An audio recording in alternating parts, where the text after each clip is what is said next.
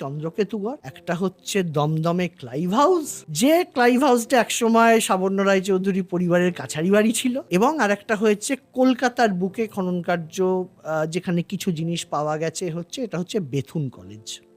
Right right right.